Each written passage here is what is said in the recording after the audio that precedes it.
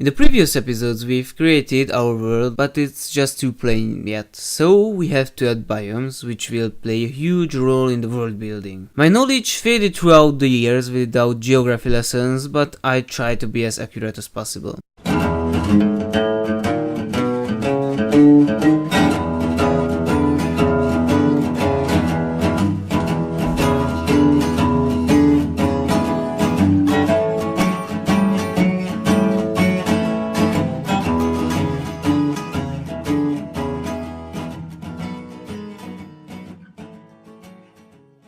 There are two key factors which define our climate and biomes, and one of them comes from the other. One of them is temperature, the other is precipitation. Temperature will control how our wind and our streams will go. I will link some videos which can help you understand what really happens here and what is the physical explanation to these phenomena. I don't like to, but I have to explain scientific things that I don't fully understand. So we have to figure out that if our world is Earth-like or not. If it's not, well, in this case the whole thing is a lot more complicated. So I will just go with the Earth-like option. If the rotation speed of our planet and the tilt of it is the same, then we have almost nothing to do. Due to the Coriolis effect, we have the same wind current that we have on Earth. So at the equator the air rises because it gets warmer, it travels close to the stratosphere where it cools down and descends. The other two are the polar cells. Where are the poles? They descend because it's colder and they ascend at 60 degrees. And between the two there are the feral cells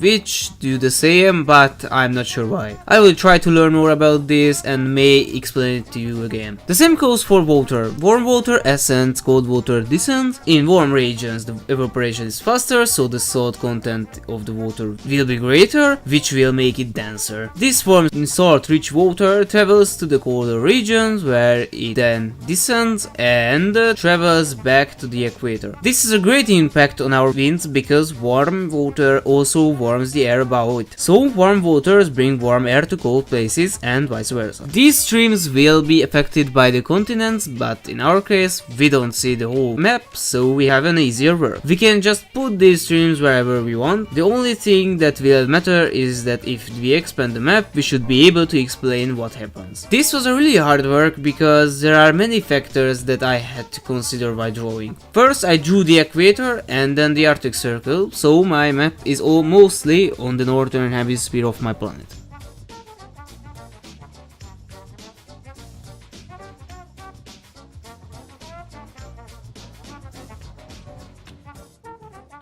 And when I got to the point where I should mark the Tropic of Cancer, I realized that the middle islands wouldn't receive the biomes that I want, so I moved them more to the north.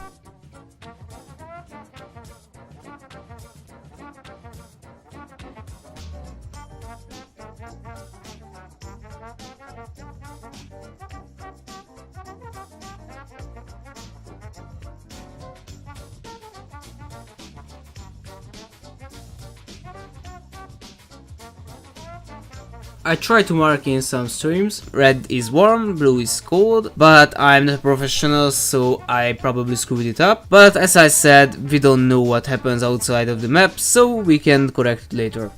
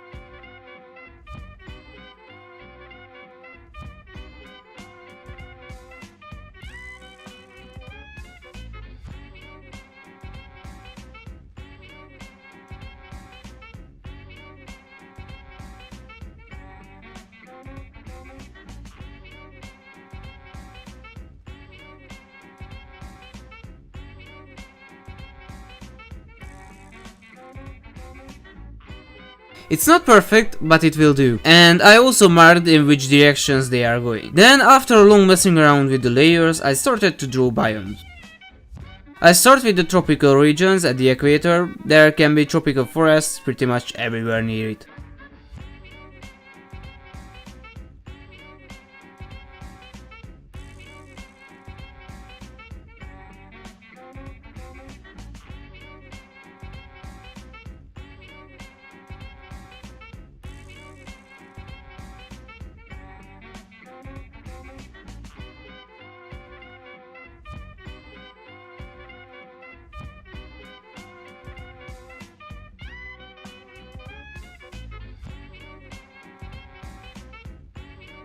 Then, as we get further inland, precipitation will decrease, so there will be a desert, and this is true not just horizontally but vertically. At the Tropic of Cancer, on greater landmasses, there will be deserts because the lack of rain.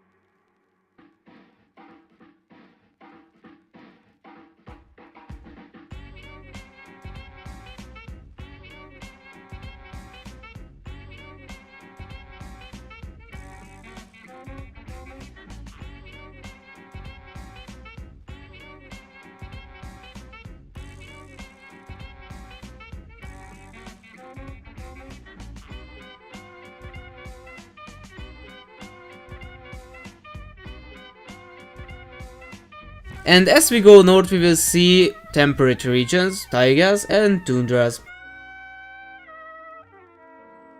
If I say a desert, you probably will think about the Sahara, but deserts can't just form where Sahara is at. There are many deserts all over the world. Some of them form just like Sahara did, but as you saw on the map, if you did what I use, it's not the best. The Middle East, Mongolia, Central Asia all have deserts, and no, they are not grasslands. They formed by the same method like Sahara did. The lack of precipitation caused these lands to be arid. However, like the Central Asian deserts, formed because the rain falls down before it reaches the inner lands. So there could be deserts in the northern place where there is minus 10 degrees on average. At the end, I want to say I used 6 colors, which means 6 main climates. The dark green means tropical, the yellowish green means subtropical land, which could be from savanna to the Mediterranean coastlines to a monsoon forest, light yellow for deserts, greenish for temperate climate, darker greenish blue for taiga, and white for tundra, and sometimes I use it for larger mountains. This will be for today, guys. I hope you enjoyed my video, and if you did, subscribe and like. In the next episode we will hopefully finish the map, and then we can move on to empire, civilizations and stuff like that. See you soon.